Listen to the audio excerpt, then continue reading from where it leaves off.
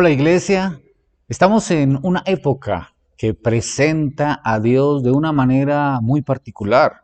Normalmente lo vemos o nos lo muestran como un viejito tipo Papá Noel, bonachón, que su trabajo es dedicarse a darnos regalos y hacer que nuestra vida sea muy, pero muy feliz.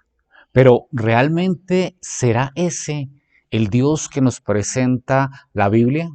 Por eso quisiera que nos hiciéramos una pregunta. Los invito a que nos hagamos una pregunta muy sencilla. ¿Será que Dios es inofensivo? Dios es tan inofensivo como nos lo muestra la, la percepción de nuestra época, como lo quisiéramos ver. Porque si Dios es así de inofensivo, pues no tendría realmente mayor importancia su misericordia, su gracia. No tendría mayor importancia, mayor relevancia su perdón, porque al fin y al cabo, pues es un Dios inofensivo.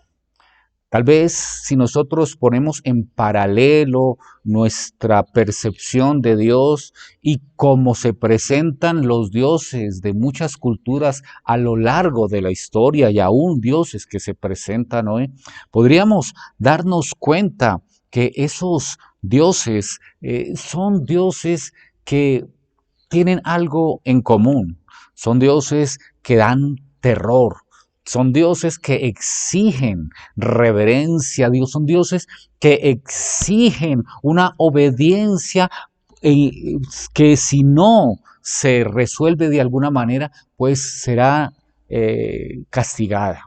Son dioses realmente difíciles. Son dioses que traen sobre sus seguidores un enojo profundo. ¿Y por qué nosotros vemos a Dios de otra manera?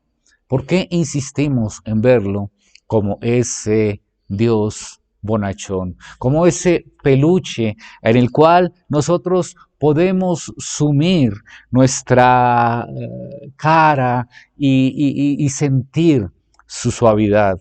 ¿Será realmente ese el Dios que tenemos nosotros? ¿Será realmente Él así?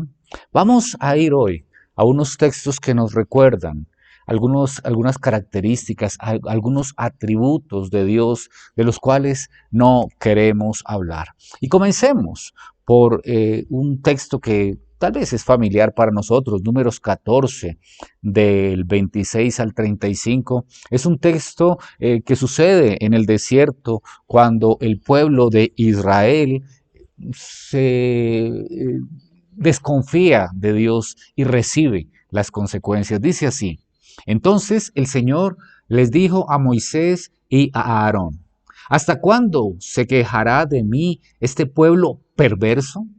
Dile, el Señor promete concederles lo que acaban de pedir. Morirán todos en el desierto. Ninguno que tenga más de 20 años y se haya quejado contra mí entrará en la tierra prometida. Solo Caleb, hijo de Jefone, y Josué, hijo de Nun, podrán entrar. Ustedes dijeron que sus hijos serían esclavos del pueblo de esa tierra. Pues no, al contrario, los haré vivir tranquilos en la tierra y heredarán lo que ustedes han despreciado. Imaginen qué palabra tan fuerte, pero continúa diciendo: en cuanto a ustedes, sus cadáveres quedarán en el desierto. Hasta que no muera el último de ustedes en el desierto, sus hijos vagarán por él como nómadas durante 40 años. De esta manera, ustedes pagarán por su falta de fe. Por cuanto los espías estuvieron 40 días en la tierra, ustedes vagarán en el desierto durante 40 años, un año por cada día, llevando la carga de sus pecados. Les enseñaré cada día lo que significa rechazarme. Yo, el Señor, he hablado. cada uno de ustedes que haya conspirado en mi contra morirá en este desierto. Y realmente es una palabra muy fuerte y no es la única. A lo largo del Antiguo Testamento vemos vez tras vez tras vez cómo Dios es un Dios celoso. Dios es un Dios de ira. Dios es un Dios de venganza. Dios es un Dios que castiga. Y es parte de los atributos de Dios. Eso es Dios, un Dios celoso, un Dios que exige obediencia, que exige honra y que exige que lo veamos a Él como Rey y como Señor. Por eso es tan delicado que hayamos perdido esa perspectiva de quién es Dios, esa perspectiva de lo grande, lo maravilloso, lo celoso que es Dios.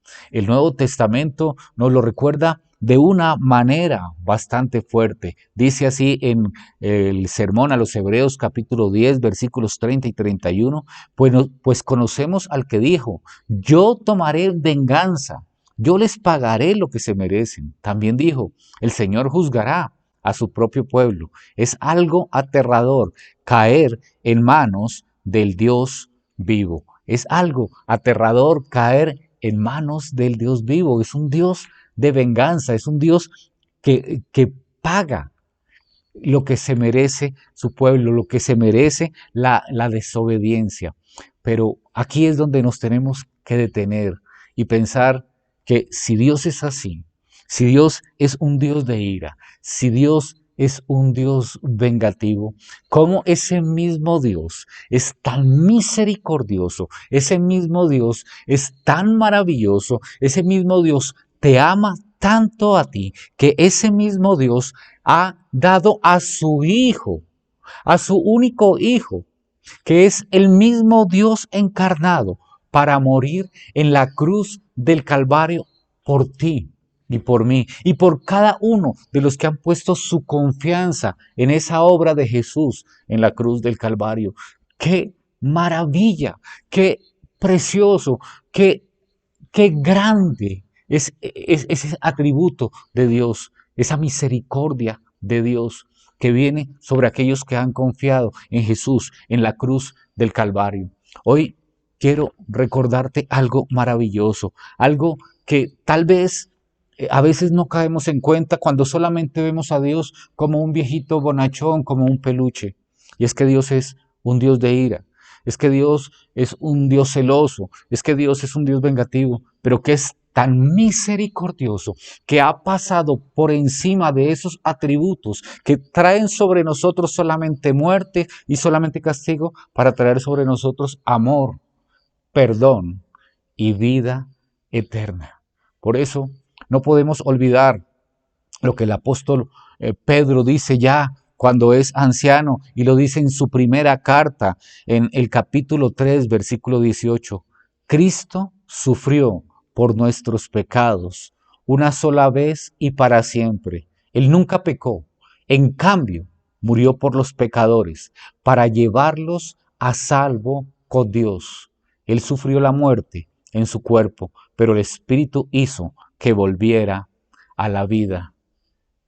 Recordemos esto que Pedro nos está diciendo hoy. Cristo sufrió por nuestros pecados. A pesar de que Dios es un Dios vengativo, de ira, que castiga y que es celoso, Dios es un Dios misericordioso y amoroso, que ha provisto a través de su propio Hijo esa manera de que su amor venga sobre nosotros para que el perdón llegue a nuestras vidas y podamos llegar a su presencia. No lo merecemos, pero Él lo ha hecho todo por nosotros. A Él sea la gloria, a Él sea la honra por los siglos de los siglos.